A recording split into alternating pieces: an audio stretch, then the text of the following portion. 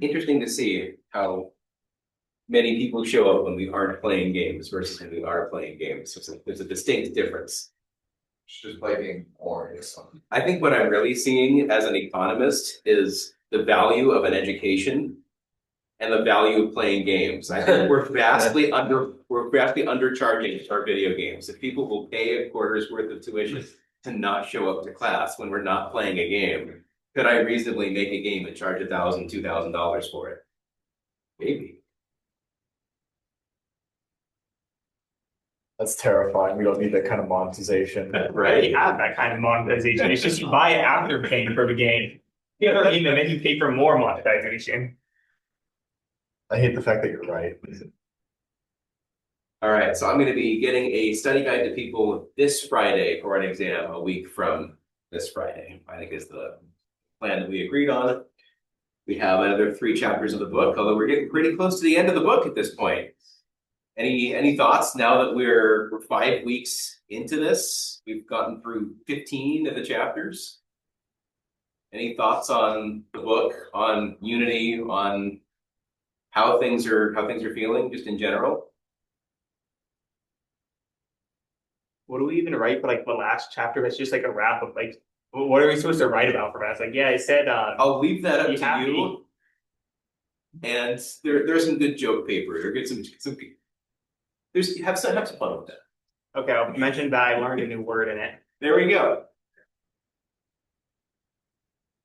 Yeah, the programming chapters are hilarious.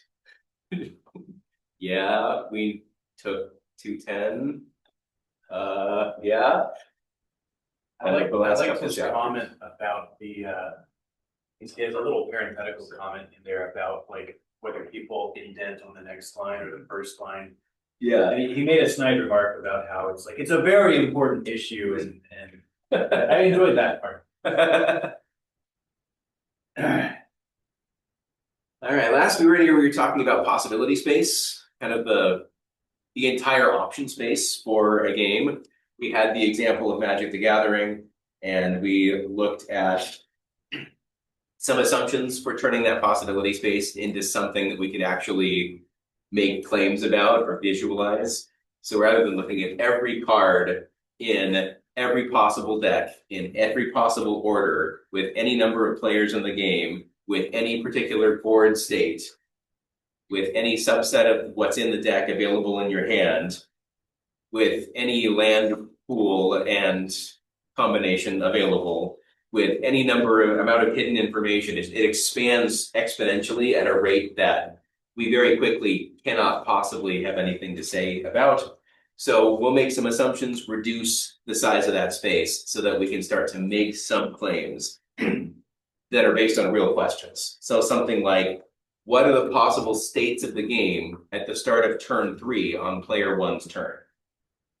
So game between 2 players, pre-selected decks, start the first player's turn 3. Now we can start to simulate that and get a sense of the distribution of what are the possible outcomes at this point in the game, very early on, before it's had a chance to explode in difficulty. And just the size and everything. First thing we might want to look at is determinism. Those of you who have taken compilers with me have had a lot of fun knowing what determinism actually means. But in terms of a game, a deterministic game is basically one that says that when you make an action in a game, you know what the next state is going to be. You have enough information to be able to determine the next state from the current state given the action that is taken. So when it is my turn and I decide to make a particular action, I know what the result of that action is going to be, which means that the game is predictable. It means that I know what's going to come next based on my action. There's no hidden information in that regard, and there's no probabilistic information. So this sword always does 5 damage. When I attack with it, since there's no accuracy, it always does 5 damage. I can expect that the enemy that I'm swinging at will have 5 fewer hit points when I complete that attack. A non-deterministic game, when you take an action from a particular state, the next game state is not always the same. And that either means there are probabilistic elements of some kind. So the sword does 1 to 7 damage, and you have a 90% chance to hit. A very different sequence of possibilities. You could deal 0 damage, you'll do that 10% of the time, and then 90% of the time, you will have an even distribution, a uniform distribution between 1 and 7 damage. Equal chances to do between 1 and 7 damage.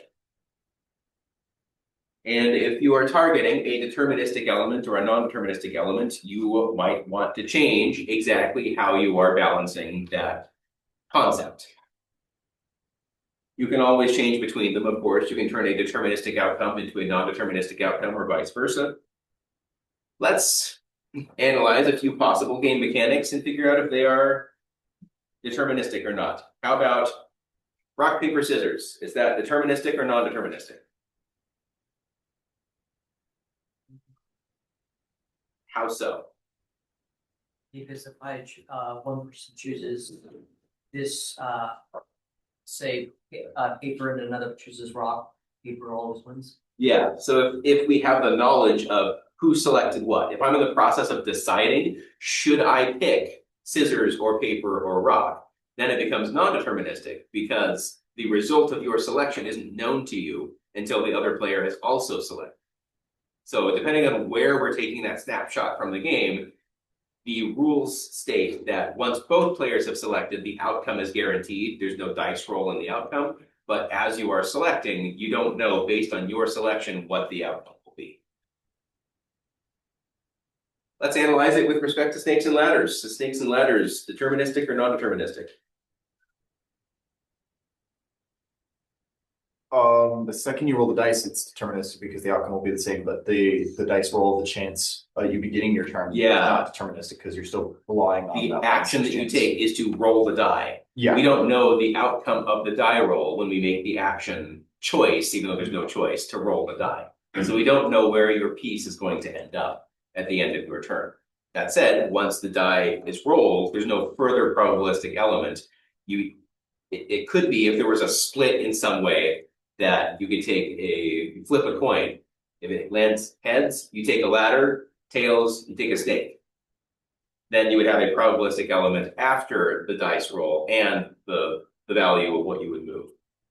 How about Pac-Man? Is that deterministic or non-deterministic?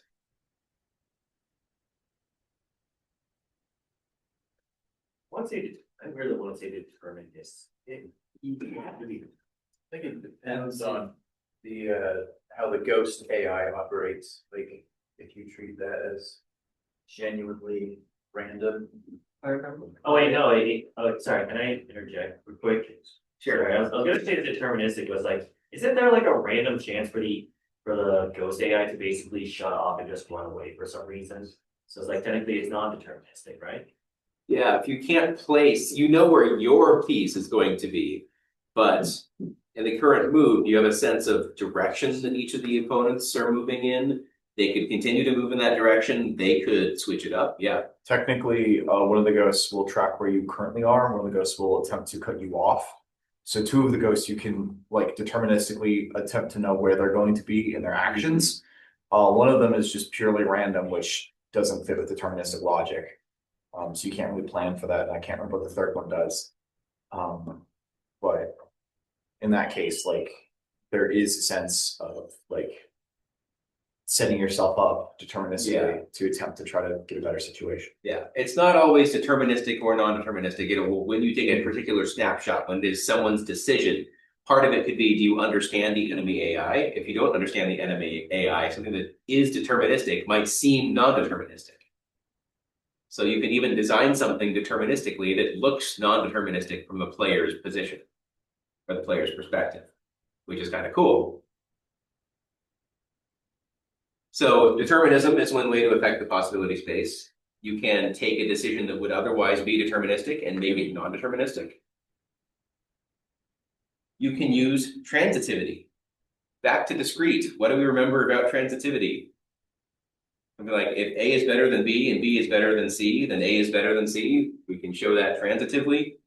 So a sword that does 30 damage is better than a sword that does 20 damage. A sword that does 20 damage is better than a sword that does 10 damage. Therefore, the sword that does 30 damage is better than the sword that does 10 damage.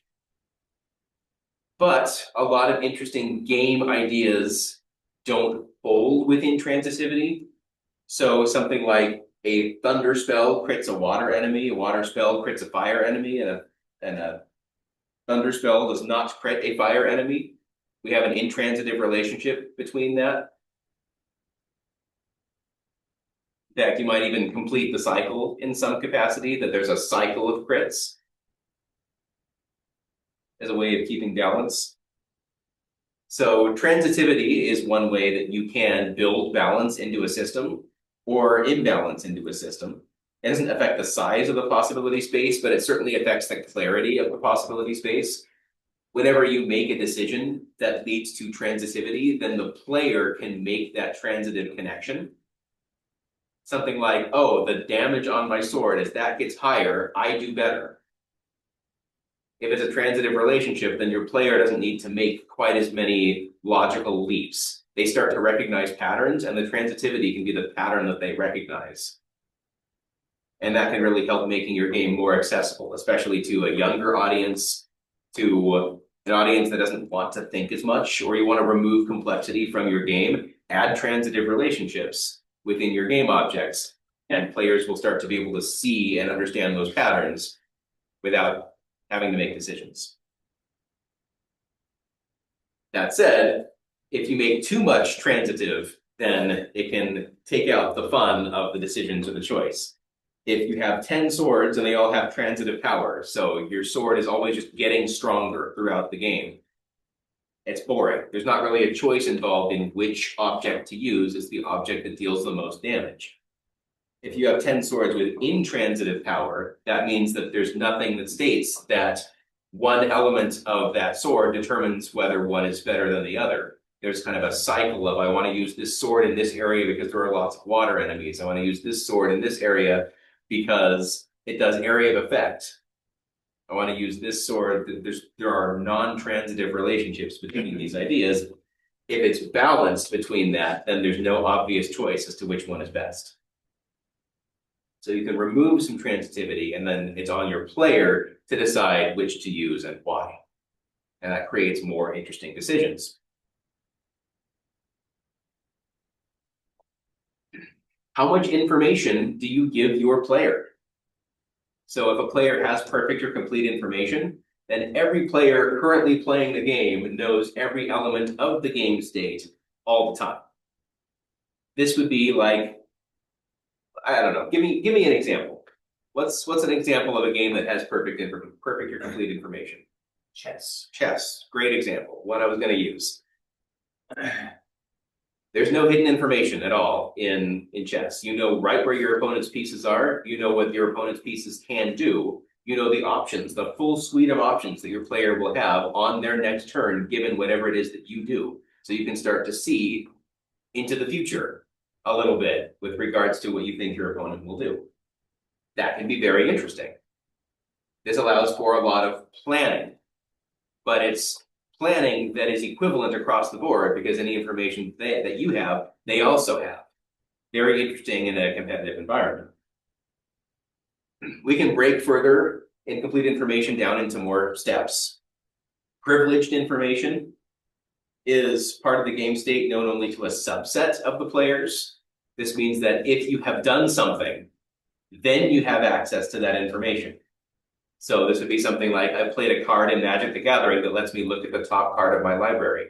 I know what I'm going to draw on my next turn. I can use that information to play better spells or plan in advance for my next turn. But my opponent doesn't know what's on top of my library. So they cannot plan for what I'm going to draw and use on my next turn. There's common information. If one person knows the information, then all players know the information. So that's information that gets revealed over time to all players. There is hidden information, part of the game state that is unknown to all players. So the card that is 20th from the top of my library in Magic the Gathering is completely unknown to both of us. So that is hidden information. It's information that has an answer. Like, there is a card that is 20th from the top of my library. And to an extent, that might affect the game a little bit. But there are some hidden information that can affect the game a lot, especially if no players know it. If you did know it, it would change how you operate. Gosh, it's like I knew it was coming. Cards in your hand. Is that, what kind of information is that? Privileged. Privileged? No one else gets to know what's in your hand unless they have a card that basically says you get to look at someone else's hand. Yep, by rules, you are the one who gets to look at cards in your hand, so it is privileged information. What about cards in play? Common information. There are always, Magic loves to have design spaces, so there are cards that you play face down, but that is beyond the base rules. So common information, once you play something face up, you're revealing it to the board, to everyone who can see it. Card on the top of your library.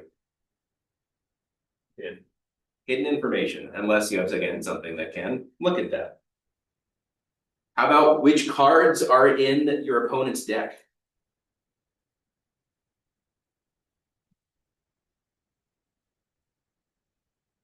Would it be privileged if you're the opponent? Yeah, it's privileged regardless, because you know the cards that are in your deck, they know the cards that are in their deck, and you and or them are the only one who knows that.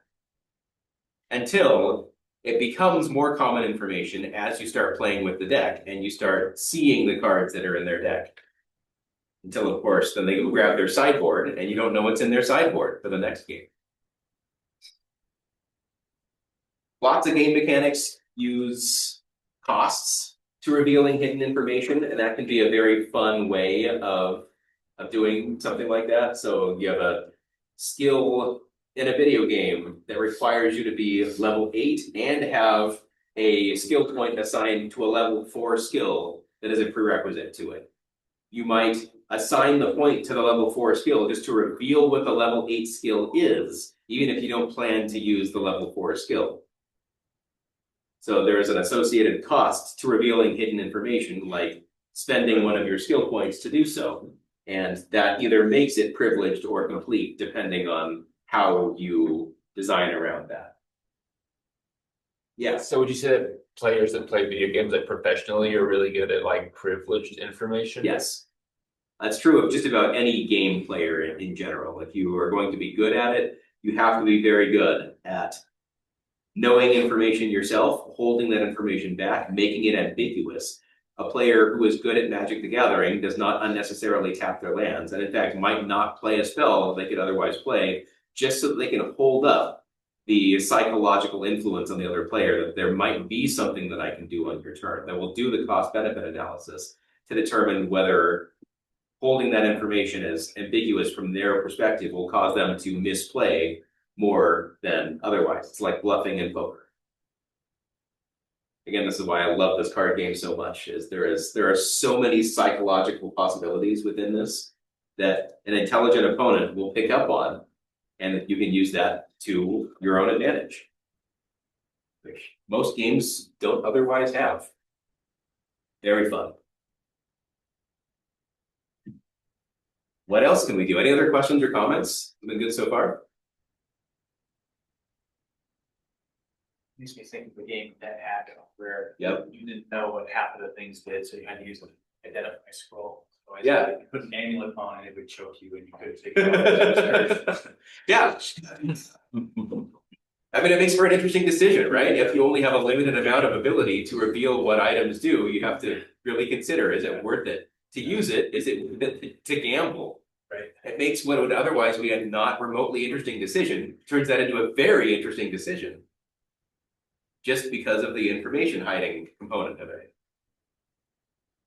And it affects how your player thinks about the game. They're not just looking at the stats and determining, are these stats better than the stats of what I have equipped? It's, is it worth putting this completely unknown item on? Right. Especially when there can be detriments in addition to benefits.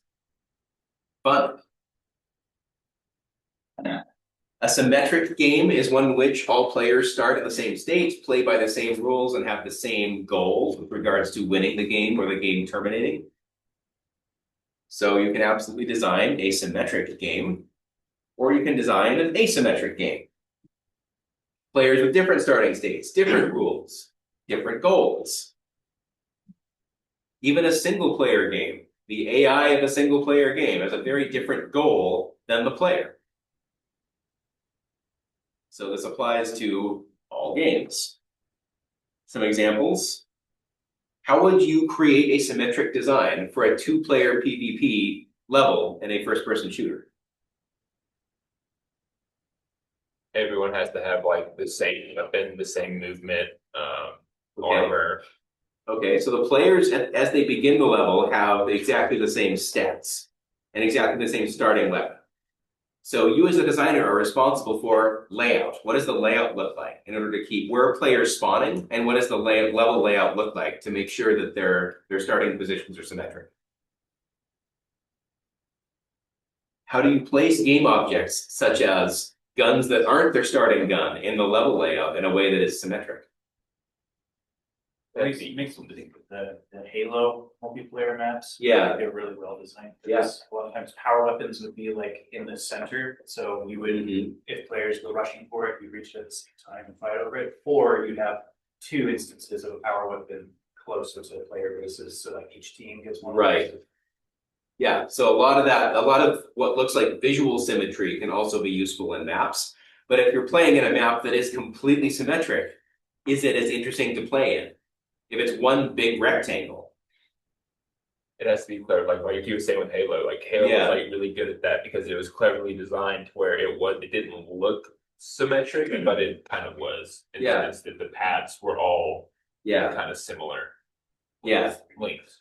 yeah. So you don't want to put one player closer to the strongest weapon than the other players. That wouldn't be symmetric. You want to make sure that regardless of where you are starting, you have the same options as every other player. And that can be very difficult to design for. Not all maps will have that. And some maps look very strange, but somehow still have that as a feature, which is cool. What do we think? Is chess symmetric? Yeah, Depending on your definition, I think because of turn order, technically not, because one person has. yeah, I was about to say that. It's like, I feel like the answer would be yes, but someone has to move first, so it's no. Yeah, I think it's technically no, but because the win rate doesn't really be impacted by who goes first necessarily, I would say that's largely still symmetric. Like I would still consider the game symmetric, even though there's still Yeah. a technicality of it. Yes. There's one quick rule we could change in chess to make it symmetric. What would you do? How can you turn chess into a symmetric game? Both players take their turns simultaneously. Yep, that's exactly right. If both players wrote down their moves and then executed those moves simultaneously, then we would in fact have perfect symmetry. But yeah, the answer is no, even though the board is visually symmetric. Because someone does have to move first, it is not technically symmetric. One thing to note, the more asymmetric a game is, the possibility space will grow because of that asymmetry. And by definition, symmetric games have perfect mathematical balance. If we can prove that a game is symmetric, we don't need to balance it. Because by definition, it is balanced. However, make the game symmetric is not a great way to go about fixing balance problems. To identify a balance problem, you don't necessarily just want to run to well, let's just turn this into a symmetric decision, because that creates a lot of either uninteresting decisions or there are intuitive or fun solutions to problems that otherwise you wouldn't consider. Yeah.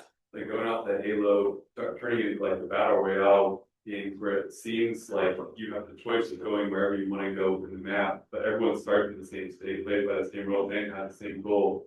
That's still theoretically symmetric. Yeah. As long as maybe the drops are still randomized, but it's not like you know where to go because Right.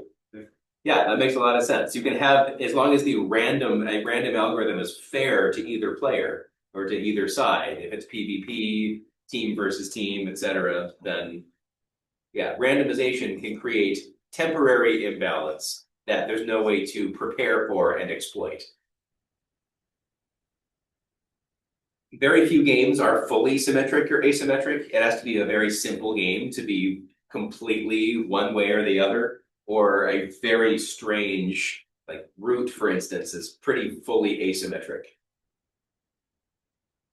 That's not quite though. There's symmetry in the victory points and rules for victory points. So making something that's fully asymmetric is also extremely challenging.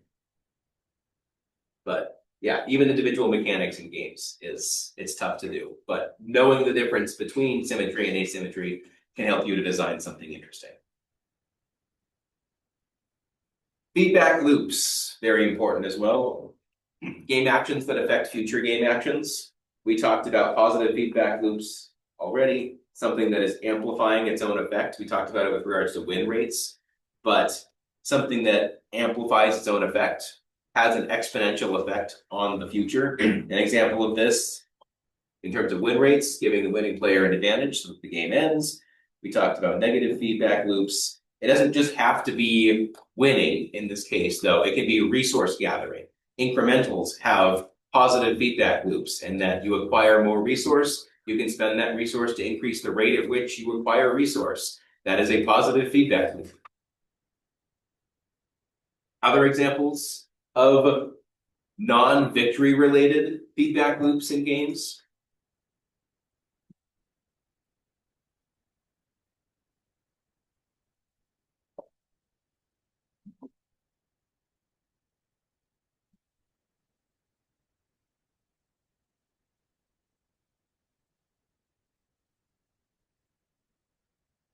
You said examples of non-victory ones? Yeah, something that doesn't affect your chance to win necessarily. So it's not a victory, it's not a feedback loop that's designed on either increasing the rate of victory or pushing back the rate of victory, but something that is some other mechanic that is derived from these kinds of loops.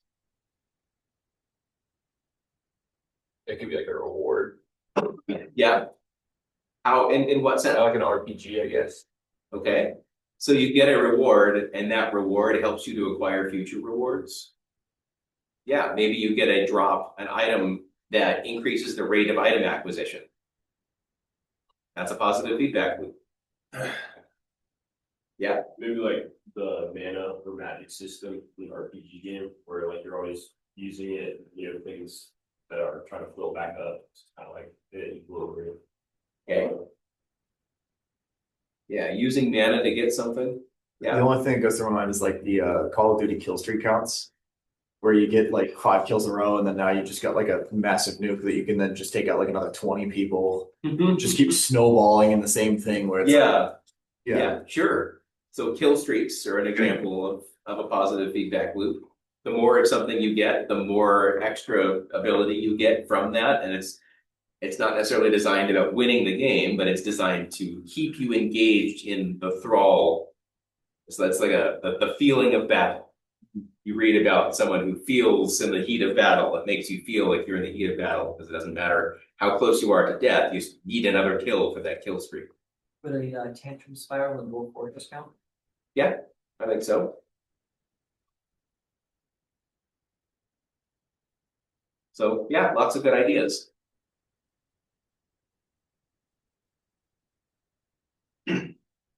Positive feedback loops early in long games can make for long, drawn out, miserable games.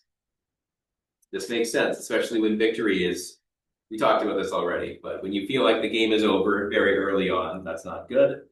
Monopoly is an example of this. Getting an advantage early in Monopoly, you can still have a very long time to go to drain other players' money, but the other players never really feel like they can catch back up. If you overdo negative feedback loops, players feel like there's no point trying to get an advantage because it doesn't matter. We talked about most of this already. Mathematical curves in games. Where does this fit in? Something like the player's level, the character's level on the x-axis, cumulative experience required to get that level on the y-axis would be a level curve. You can make curves for any pair of mechanics to show how different game systems are related to each other, and you should be aware of the mathematical relationships between pairs of your game ideas. The fact that we've all been through classes that teach us about computational complexity, super handy. In fact, that means that we have a lot of mathematical idea already, knowledge of how things grow. When you want one mechanic to grow at a rate proportional to another mechanic, choose an existing curve based on your knowledge of computational complexity. The next idea is games solvability. So with an infinite amount of time, if we could crunch a game down into a single best knowable action, regardless of the state that you are in, then the game is solvable. For every possible game state, there exists a best answer or an action to take that is the right action. So if we have a game that is both deterministic and transitive, then the game by definition must be solvable. Every action leads to a guaranteed next state. And if it's transitive, then if A is better than B and B is better than C, then A is better than C. There's no reason to consider any triangulation of effects. We can always analyze and optimize to be able to see that.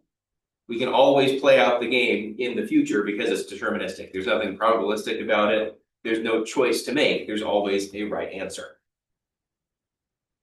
So there are different kinds of solvability. There's trivial solvability. The human mind can solve the game while playing the game, either in real time during play or ahead of time by memorizing some best moves that are available. So tic-tac-toe is trivial. Tutorials are trivial. A Rubik's Cube is trivial. Even if from an outside perspective it looks like magic, it's trivial because the human mind can understand the rules that are related to manipulating this object into its solved form. There is theoretical solvability. It would be possible for the human mind to solve the game, but not realistic to do so because of time constraints or possibility space. Then there's computational solvability, possible for a computer to solve the game, but not a skilled human or skilled human mind. So, where would we place blackjack on this list?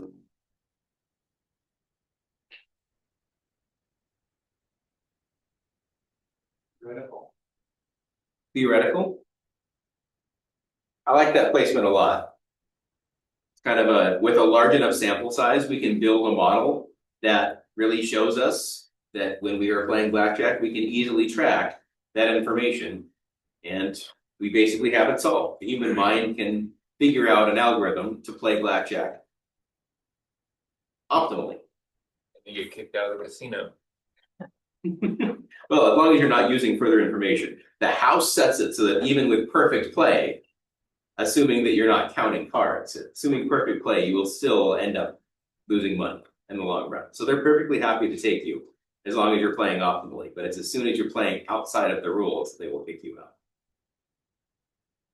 They have to have an advantage always, which means it's not worth doing. I like how that implication is that card counting is not a part of the game. Because in my mind, that's like part of what makes poker and all that is just like trying to maintain this, like the changes in statistics. Yeah. So I guess it's like because the casino gets to make the rules because they're in charge, Right. so they can define, Yeah. hey, this is outside of scope. You can't do this. Oh, This would possibly give you an advantage. We can't have that. Yeah, absolutely. Is rock, paper, scissors solvable? It's transitive.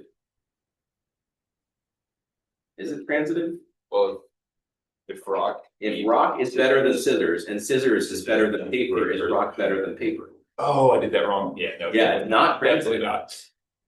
That the above statement that a deterministic and transitive game is solvable doesn't imply that if it isn't deterministic or isn't transitive, that it isn't solvable. But what do we think about rock, paper, scissors? Is it solvable? I don't think so. It's like you could read someone's mind. Yeah. Yeah, there are strategies that might lead you to be better or to perform better, but it's based on a psychological analysis of your opponent.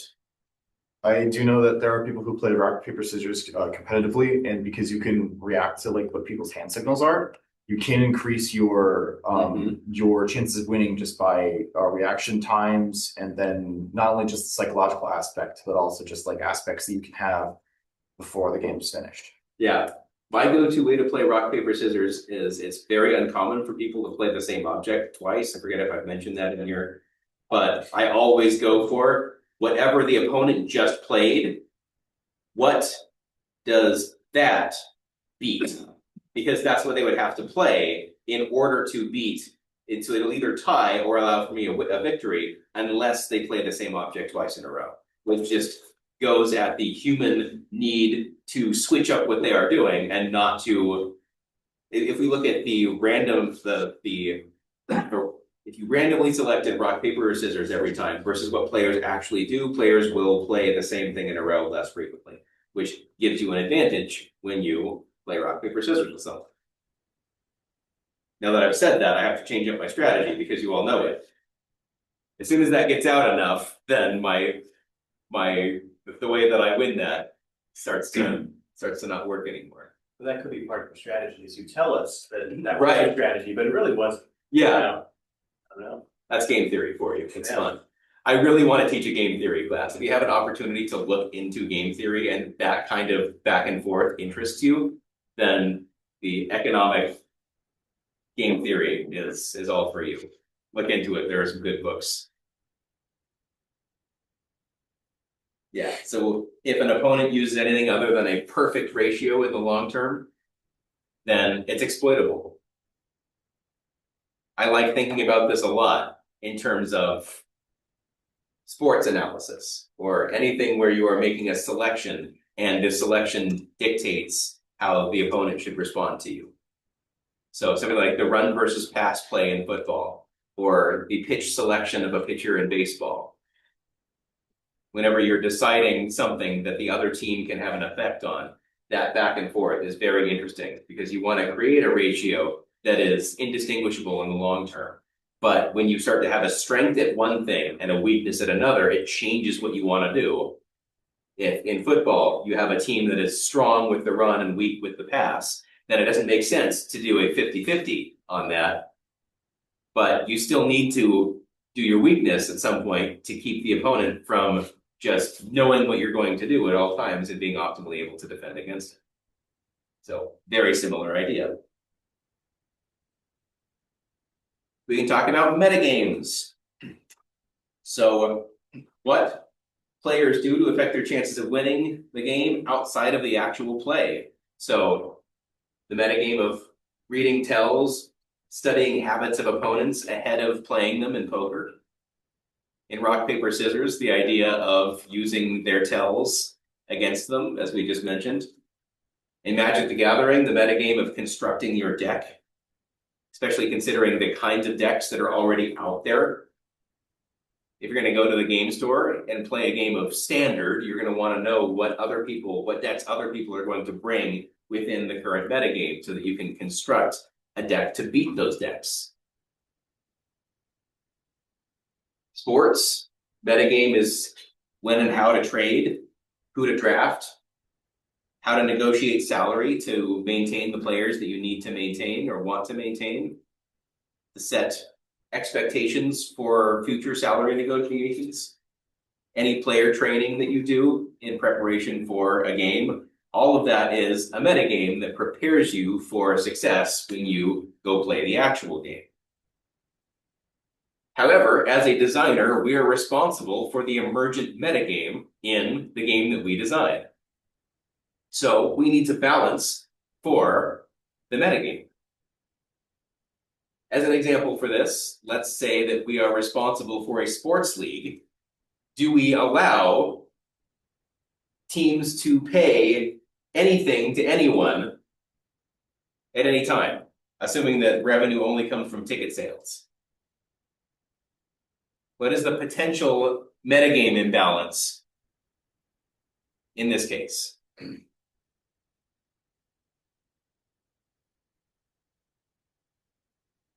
Whoever has the most money can afford to pay the most, like the best players.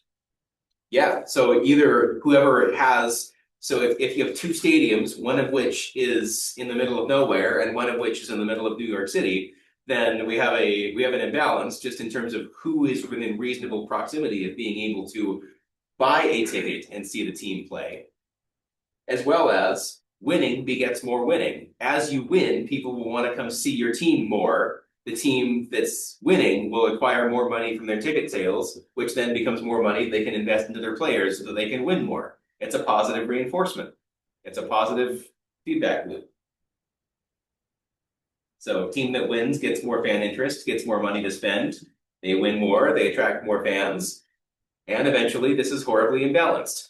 So the designers of this system are responsible for the rules that the emergent metagame comes out of. What have sports franchises, not franchises, what have sports done in order to prevent something like this from happening? Aside from baseball hasn't done this yet. Salary caps. Yeah, salary caps and salary floors, making sure that you can spend within a range, but that range is predetermined, that is to be affordable to the teams with the least money and allows for relative parity across the league where the decisions that you make are equally accessible to all of the players in that. Oh boy, we got our windows clean. That's the real question is this more interesting than lecture? Another study. So yeah, things like drafting rules, salary caps, revenue sharing, team size limits, all of these are made with fairness in mind so that teams have a relative parity in a sports league. So this is rules around the metagames, but those emerge because of metagame imbalance. So what can we do to fix metagame imbalance? Two possibilities here. It either stem from the metagame itself. The fact that the metagame exists is the reason why it is imbalanced. It could also be a symptom of existing mechanical imbalance. What can we do? If it's from the metagame itself, we make changes to the metagame rules. This is where we do things like create a salary cap and salary floor. You change the rules of the metagame, and now the exploits are not as possible or not as big of a deal. So in sports, we add a draft or we add anything else mentioned. If it stems from the game objects, then we actually have to identify and go through a balancing pass of that. In general, what we need to do is we need to find why the imbalance is there. We should address the cause of the imbalance, not the symptom of it, wherever we can. So it's not always possible. Magic the Gathering and other card games have to go through ban cycles because you can't change the print on the cards. The cards exist in their printed form, and you can't modify them after the fact. So depending on your limitations, you may not be able to do that quite as efficiently.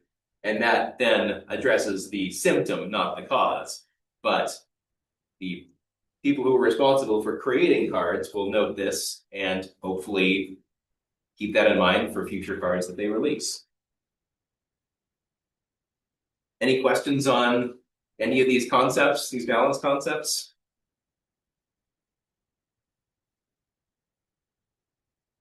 On to the next.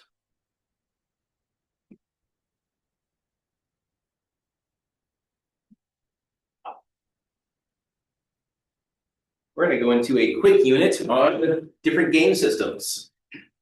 So what do you have power over? What systems can you create within games and how do they work? Let's start with just an overarching question of what game systems are.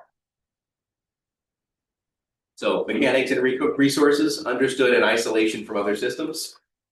Control a group of related non-trivial behaviors of gameplay toward a specific outcome. That makes sense? Any questions on that definition?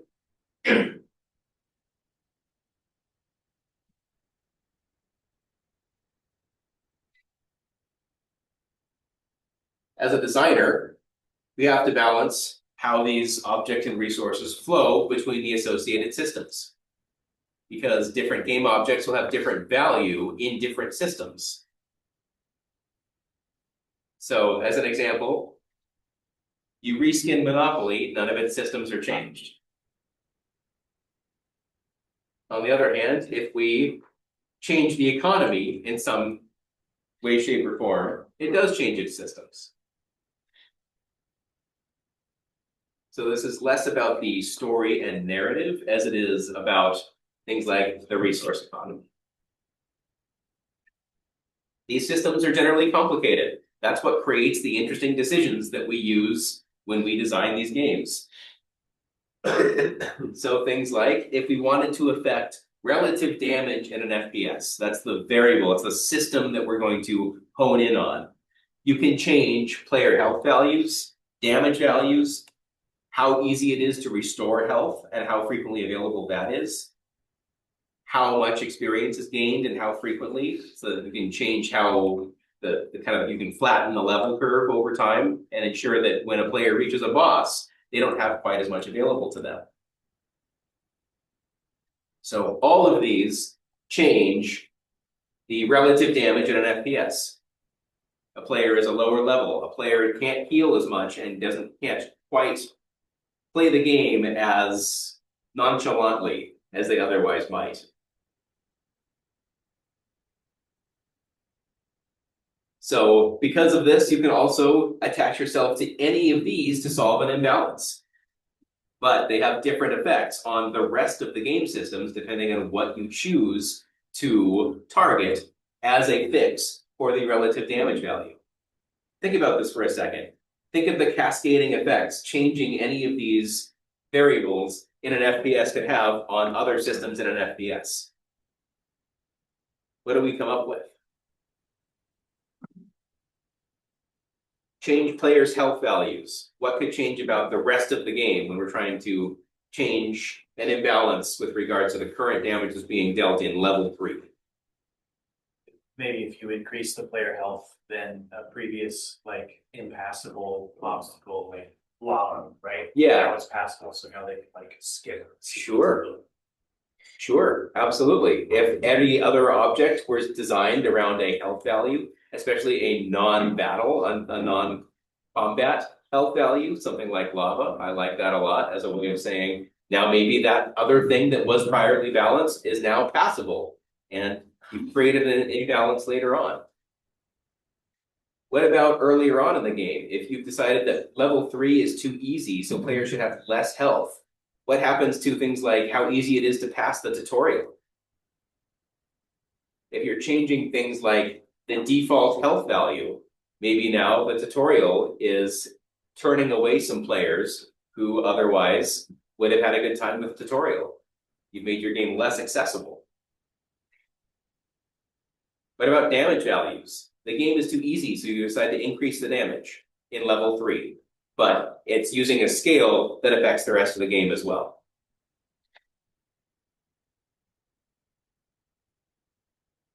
I think that would mean level 2 is also harder, right? Probably. Damage. But maybe a little bit more difficult than level 3 was. You could have something like a boss took out an average of 94% of your health early on, and so you could survive 2 hits. 1 hit wasn't the end of the world, and now because damage was increased by 6 or 7%, now you are being one-shot by that boss, and now you cannot make a mistake. It becomes binary in terms of you can have a mistake before and then recover from that mistake. Now you cannot make a mistake. What about health restoring availability? How would that change things?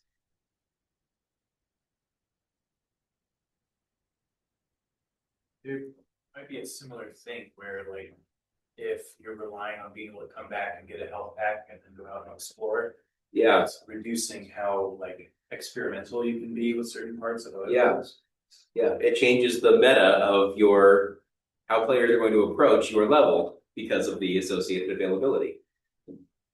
So each of those address the same effect, but the same cause of the issue, but the effects that you'll see cascade throughout the rest of that. So systems in general have blurry lines like this. You can't make a change to one system without affecting other game systems through the decisions that you make.